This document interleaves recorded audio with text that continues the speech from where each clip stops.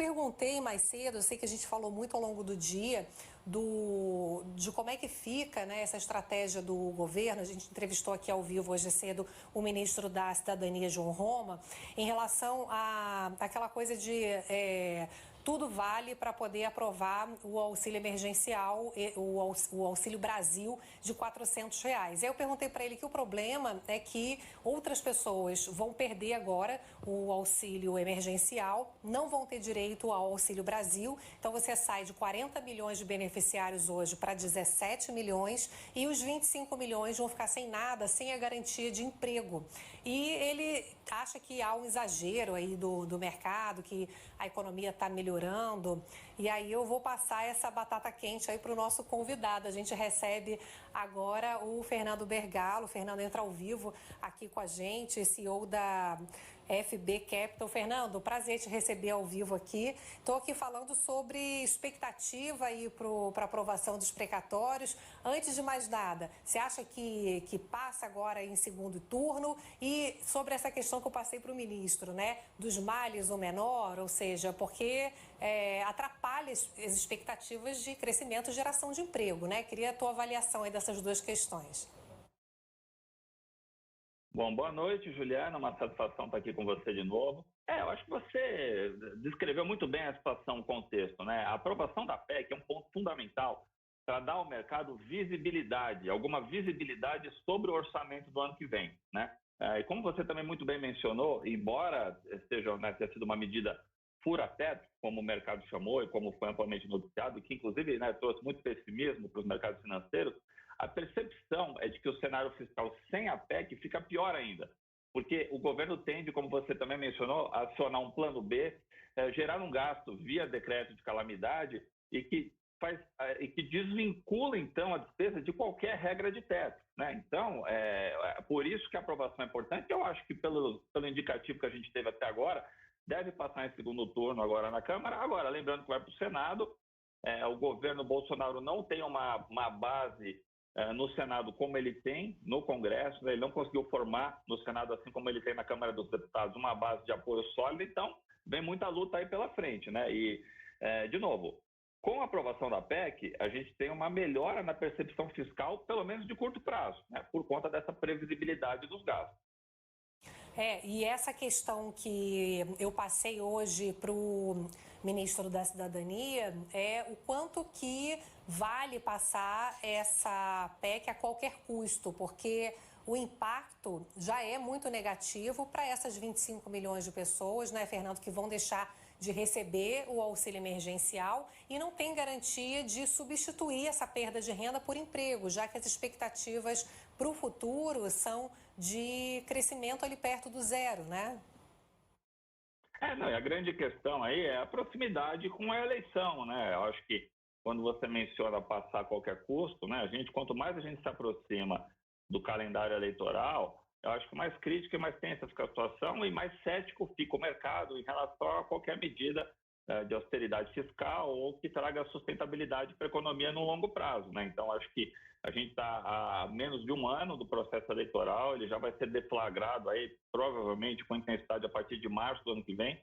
Então, essa proximidade, sem dúvida nenhuma, piora um pouco todas as perspectivas do mercado em relação à postura fiscal do governo. Ô, Fernando, tem uma outra questão que é o diabo mora nos detalhes, né? O ministro João Roma falou, a emenda do relator não está contemplada na PEC dos precatórios. Realmente não está diretamente porque você primeiro faz a mudança da Constituição, amplia o gasto, você muda a lei para aumentar o gasto público e a partir dessa nova premissa você vai decidir ali na discussão do orçamento que há espaço para gastar mais. A discussão hoje é que se está gastando mais justamente para abrir espaço para outras despesas em ano eleitoral, como, por exemplo, as emendas do relator, né, para obras que não são transparentes. Nesse momento que o dinheiro é escasso, será que precisa fazer obra que você não dá uma resposta transparente à sociedade? É uma obra realmente necessária, né? E agora o Supremo Tribunal Federal diz que realmente, né, hoje decidiu que esse dinheiro não pode ser liberado assim, né? Não é a casa da mãe Joana. O quanto que isso afeta, você acha, Fernando, ali o toma lá da cá político, agora para o avanço da PEC, sem essa barganha com as emendas? Olha, em relação, né, você mencionou do STF, a gente está tendo uma tentativa de judicialização aí dessa votação da PEC. Já teve hoje de manhã, era um ponto importante, né? A ministra Rosa Weber indeferiu todas as tentativas de suspensão dessa PEC hoje, que foi positivo. Agora, o governo está tentando fazer a parte dele de honrar os compromissos que ele assumiu com a sua base de apoio no Congresso, né, com o Centrão. Então, é natural que essa negociação ocorra. Agora, pode comprometer a política econômica no médio prazo? Pode, sem dúvida nenhuma. Agora, é o ponto político do governo que ele está tentando honrar todas as promessas que ele fez para a sua base de apoio em meio a um momento que ele precisa muito do Congresso. Então, acho que é natural que haja esse tipo de negociação e de barganha política, mas que causa, sim, um impacto nas contas públicas, sem dúvida nenhuma. Fernando, Isabel falando aqui, obrigada por conversar conosco aqui no Band News. A Ju estava pontuando muito bem o plano B do governo, que é, caso a PEC não passe, a gente vai lá, edita uma medida provisória, tem efeito imediato, mas no final das contas vai precisar da palavra final também do Congresso Nacional. Estica ainda mais essa aflição que a gente está percebendo no mercado, desde que essa ideia ali da PEC dos precatórios aglutinou a questão do teto de gastos? Não, sem dúvida nenhuma, né? Porque a gente já tinha uma situação ruim sobre o aspecto fiscal, que era você subir o teto, né? Vamos dizer romper, porque romper seria justamente essa questão de se realizar gastos por decreto de calamidade. Então o governo está subindo o teto, que já é extremamente negativo, né, para o aspecto fiscal, e a percepção do mercado fica muito deteriorada em relação ao país, e a partir do momento que ele não tem nem condições políticas de realizar essa manobra no Congresso, sem dúvida nenhuma, piora muito a perspectiva fiscal no curto prazo. Então, acho que o ponto é justamente esse. Foi uma medida necessária para a implementação do Auxílio Brasil, para a expectativa do governo em relação ao gasto público, ok. Agora, o governo não está conseguindo nem colocar em prática esse aumento do teto. Então, isso demonstra, obviamente, a falta de força hoje que o governo tem para aprovar suas medidas no Congresso, e que isso, obviamente, compromete também toda uma agenda de reformas que ele poderia ter ainda se aproximando do momento eleitoral. Então, acho que a questão é justamente essa. Ô, Fernando, passada aí o precatório, né, ainda tem que passar no Senado, que a gente sabe que é mais difícil, porque o Senado tem tido uma postura mais de oposição, né, ao governo, e também porque os precatórios afetam os estados, Bahia, né, principalmente, outros estados que têm uma força representativa grande ali no Senado. Mas, enfim, vamos levar em consideração que consiga passar também no Senado Federal. Você acha que o mercado reage de forma positiva, de modo a recuperar a parte das perdas recentes? E isso pode, inclusive, melhorar um pouco as expectativas para a nossa economia e daqui para frente? Olha, sem dúvida que a aprovação final no Senado vai tranquilizar um pouco o mercado em relação a esse aspecto. Agora, vamos contextualizar, a gente precisa contextualizar, a gente está hoje com o maior diferencial de juros dos últimos 12 meses. E nem isso tem sido suficiente para dar tração para o real se valorizar. Eu acho que é importante também a gente ponderar o movimento do mercado financeiro lá fora, né? Então, os dados de emprego dos Estados Unidos têm vindo muito positivos, muito fortes, e isso vai mexer, deve antecipar o início do tapering, né? Que é aquela retirada de estímulos da economia americana que o Federal Reserve vai fazer. E com isso a gente espera que a gente tenha 2 altas de juros já no segundo semestre do ano que vem nos Estados Unidos. Lembrando que quando o juro sobe por lá, isso penaliza o real e todas as moedas emergentes, porque você cria um fluxo financeiro para lá. Então, veja que o horizonte no cenário externo ele é complexo, e quando a gente olha aqui para dentro, a gente não tem nenhuma notícia positiva do cenário fiscal e a proximidade do ano eleitoral. Então, falando especificamente do câmbio, hoje a gente trabalha com um patamar, com preço, um cenário base do dólar acima do que ele está hoje, em torno de 5,60. Então, respondendo à sua pergunta, eu acho que mesmo com com o alívio desse sufoco que o governo está passando agora, dificilmente a gente vai ver o real ganhar tração, não só pela questão interna aqui, mas por conta dessa perspectiva em relação aos Estados Unidos. Maior economia do mundo, tudo que acontece lá reflete aqui na gente. É, aquele momento de liquidez ficou no passado, né, Isabel?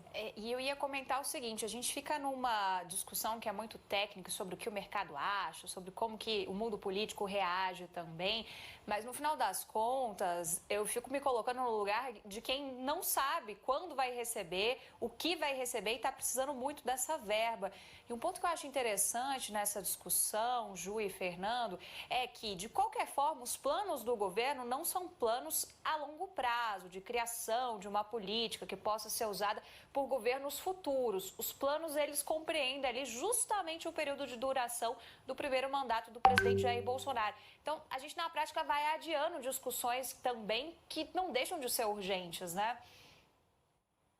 Não, sem dúvida, né, Juliana, se você me permitir, não sei se você quer falar, mas eu acho que a bomba está armada para 2023. A questão aqui é quem que vai assumir isso, né? Então, de novo, como eu mencionei no começo, essa proximidade com o ano eleitoral, ela mitiga qualquer possibilidade que a gente tinha de fazer algum ajuste fiscal, né? Os 3 primeiros anos do governo foram essenciais para isso, a gente não conseguiu aprovar reformas importantes para a economia, né? A gente conseguiu a da Previdência lá no começo, naquele momento de ouro, de início do governo, depois disso nada andou. Então, sem dúvida nenhuma, e o mercado ele faz essa leitura exatamente que você fez, né? De que, vamos lá, a situação aqui no curto prazo está equacionada, isso considerando a aprovação da PEC, mas a gente tem uma bomba relógio armada para 2023. Então, por isso, principalmente, que a gente não enxerga o dólar hoje cedendo e voltando sequer a patamares que a gente viu na mínima desse ano, onde ele esteve próximo a R$5.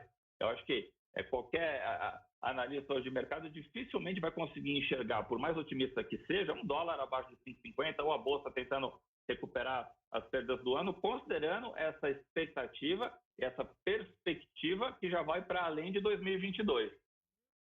E Fernando, é bom lembrar que esse cenário todo, você é especialista em câmbio, é bom que você se adiantou, que você sabe que eu sempre faço a pergunta de $1 milhão, né? Para onde que vai o dólar? Porque eu ouço essa pergunta o dia inteiro, então eu passo sempre para o especialista. Você já falou que o dólar vai subir, né? Quem quiser comprar dólar, aproveita agora, porque, tá caro, mas vai ser pior.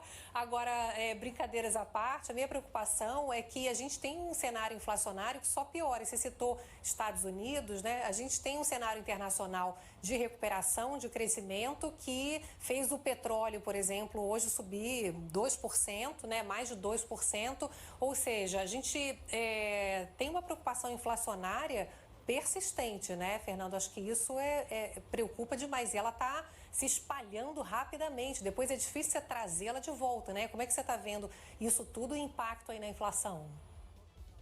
Não, sem dúvida, é um círculo vicioso, né? Porque a alta do dólar, ela respinga na inflação, sem dúvida nenhuma, isso mina poder de compra, prejudica as contas públicas do governo. Então, é um círculo vicioso que o governo tem que dar, de alguma maneira, conseguir romper, porque a economia mundial está se recuperando. Veja, a gente está aqui com níveis de preço do câmbio próximos a momentos no início da pandemia, quando a gente sequer conseguia vislumbrar o desenvolvimento de alguma vacina, né? Então, acho que a gente perdeu uma oportunidade de recuperação aqui justamente por conta desse desequilíbrio fiscal.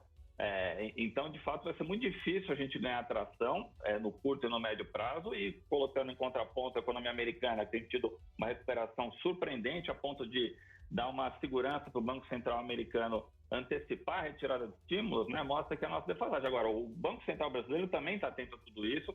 Eu acho muito importante a próxima reunião do Copom, porque o mercado entende mais do que o ajuste na Selic, se vai ser 1,5, 1,25, a postura e a mensagem que isso passa para o mercado. Então, quanto maior a alta na Selic, eu acho que melhor a mensagem para o mercado de que o Banco Central está atento ao controle da inflação. Agora, isso penaliza o país no médio e longo prazo, né? Um mercado, uma economia com juros altos, sem dúvida nenhuma, tem dificuldade de crescer. Agora, o próximo Copom acho que vai ser fundamental para essa percepção de risco do investidor estrangeiro para o Brasil em relação ao final do ano. A gente estima que uma alta de até 1,5%. Eu acho que se for daí para cima, acalma o mercado. Acho que aí a gente pode ter um efeito positivo, não apenas de ordem prática, porque sobe muito a nossa taxa de juros e traz capital para cá, mas em relação à mensagem, a postura de firmeza do Banco Central de que não vai deixar a inflação sair do controle. Então, eu chamaria atenção para o próximo Copom.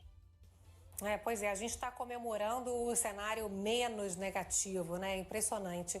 Fernando Bergalo, então, participou ao vivo aqui com a gente da FB Capital. Foi um prazer conversar com você. Fernando, espero te receber aqui outras vezes, porque certamente assunto não vai faltar. Obrigada.